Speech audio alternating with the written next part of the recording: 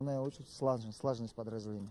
А здесь уже работает разведка. Задача уничтожить незаконное бандформирование. К слову, обучены специальным для этого приемом не только люди, но и лошади. В горных условиях эти животные незаменимые помощники военных. Бандитам в этот раз крупно не повезло, которому, кстати, удалось ни разу не промахнуться. Насколько готовы к схватке с врагом, показывают и наездники. Эти приемы вместе со своими копытными сослуживцами они отрабатывают годами. Конная подготовка. Плановые занятия с животными проходят ежедневно. Их учат преодолевать препятствия, выполнять различные команды и привозить личный состав в сложной горной местности. Учить примерно месяц. Должен его понимать, какой у него характер, что он любит, что он не любит.